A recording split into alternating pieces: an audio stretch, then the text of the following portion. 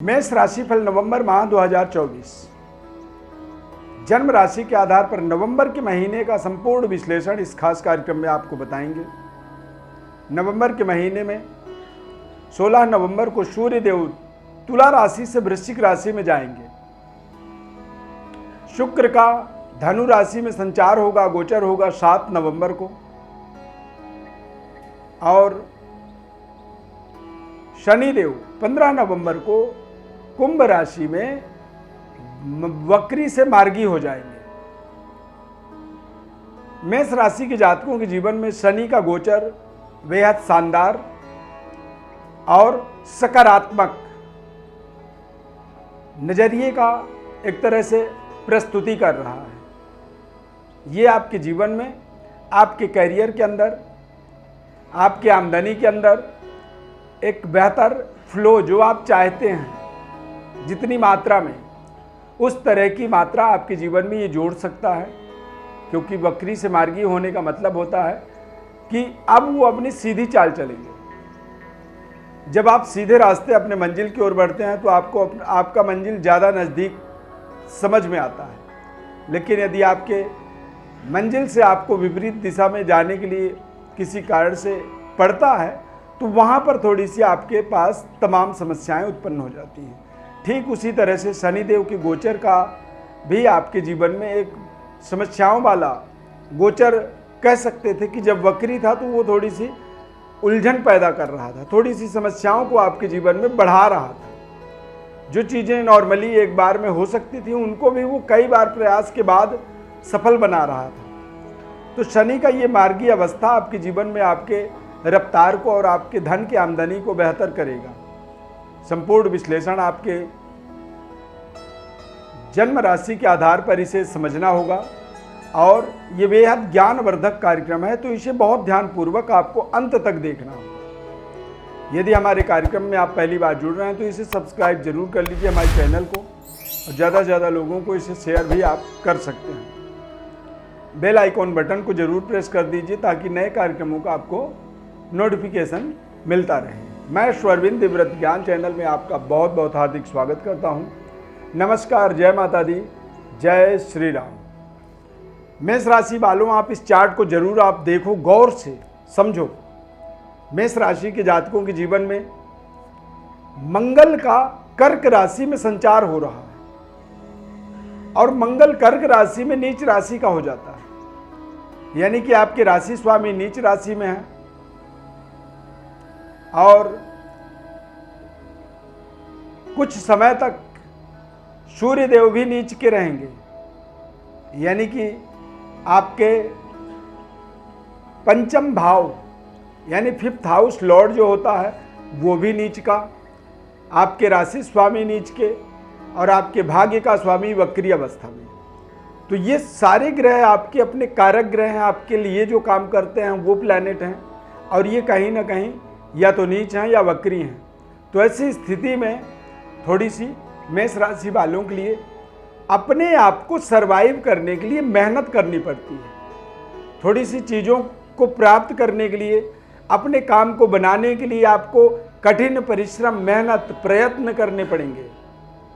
परंतु 15 नवंबर के बाद जैसे ही शनिदेव मार्गी होंगे तो शनिदेव के मार्गी होने से आपका रास्ता साफ होगा, यानी कि जो ट्रैफिक था, जो आपके जीवन में रुकावटें थी, उन रुकावटों को अब आप धीरे धीरे दूर होता हुआ देखेंगे। और जब हमारे जीवन में, हमारे कार्य क्षेत्र में रुकावटें हमारी समाप्त होती हैं, हमारा काम सुचारू रूप से चलता है, तो फिर हमारे जीवन के अंदर सारी व्यवस्थाएं हमारी धीरे धीरे धीरे सुदृढ़ होती हैं। तो इस नवंबर के महीने में यदि मेष राशि वाले जातकों के हिसाब से देखेंगे तो सेहत स्वास्थ्य के दृष्टिकोण से जरूर थोड़ी सी आपको सावधानी रखनी चाहिए। खासकर आप अपने पेट से संबंधित परेशानियों से बचने की प्रयास करें, और बीपी इत्यादि की कोई समस्या है तो उसकी जरूर आप समय समय पर आप देख रेख, निरीक्षण, उसकी चेकअप जरूर करें। मंगल का नीचस्थ गोचर होने के कारण से यदि आप प्रशासनिक पदों पर कार्यरत हैं तो अपने ड्यूटी के अंदर पूरी जिम्मेदारी पूर्वक तय समय से अपने कार्यों को पूरा करें और तय समय से अपने कार्य पर आप उपस्थित रहें। अन्यथा मंगल का कमजोर होने से ये आपको मानसिक रूप से प्रताड़ना दे सकता है, आर्थिक रूप से भी ये आपको नुकसान कर सकता है। इस चीज़ का आपको सावधानी रखना होगा। साथ ही साथ यदि कोई आप वाहन चलाते हैं, कोई ड्राइविंग करते हैं, तो वहाँ पर भी आपको सावधानी रखनी चाहिए, क्योंकि जब मंगल नीचस्थ होता है तो कई बार हमारे हड्डियों में चोट लग जाती है, कई बार हड्डियाँ फ्रैक्चर हो जाती हैं और कई बार बड़े बड़े पट्टी लग जाते हैं शरीर में। ऐसे समय में शरीर का ऑपरेशन हो जाता है, सिजेरियन इंस्ट्रूमेंट हमारे शरीर में चल जाते हैं और कई बार बेवजह हमारा मित्र भी हमारे साथ शत्रुवत व्यवहार करने लगता है। सूर्य का नीचस्थ होने के कारण से आपको अपने कार्यों पर विशेष ध्यान रखना होगा। अपनी ड्यूटी को सही तरीके से करेंगे, अन्यथा बॉस के साथ आपके संबंध थोड़े खराब हो सकते हैं। इस समय अवधि में यानी कि 1 नवंबर से 16 नवंबर तक पिता के सेहत स्वास्थ्य की तरफ से भी थोड़ी सी आपको चिंता हो सकती है, तथा आपको अपने संतान, अपने बच्चों के ऊपर भी आपको पैनी नज़र रखनी चाहिए। ऐसे समय में बच्चे भी कुछ ऐसे कार्य करते हैं जिन कार्यों से आपको मानसिक प्रसन्नता के बजाय अप्रसन्नता होती है। संबंध, रिश्ते थोड़े से कमज़ोर चलते हैं इस समय में।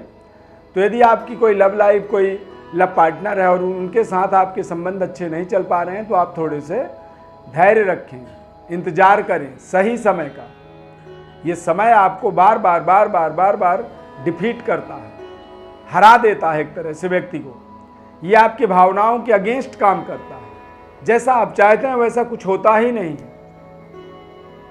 सूर्यदेव का गोचर तुला राशि में, नीच राशि के अंदर, यानी कि आपके व्यापार हाउस में, तो काम के अंदर भी जितनी रफ्तार आप चाहते हैं वो न बन पाना, कारोबार में सुचारू रूप से यदि कार्य नहीं चल पा रहा है तो वहाँ से थोड़ी सी आमदनी में कमी आ जाती है। और ये सब चीज़ें जो होती हैं वो कहीं ना कहीं मानसिक रूप से हमें, हमारी एकाग्रता को, हमारी कंसंट्रेशन लेवल को कमज़ोर कर देते हैं। जीवन साथी के सेहत स्वास्थ्य को लेकर के भी थोड़ी सी आपको इस समय अवधि के अंदर यानी कि 16 नवंबर तक सावधानी रखनी चाहिए। नए कोई भी कार्य आप जोड़ना चाहते हैं, नई कोई कॉन्टैक्ट, नई कोई टेंडर, नई कोई व्यापारिक डील चाहते हैं और यदि वो डील नहीं मिल पा रही है तो थोड़ा सा आपको वहाँ पर भी धैर्य जरूर रखनी चाहिए।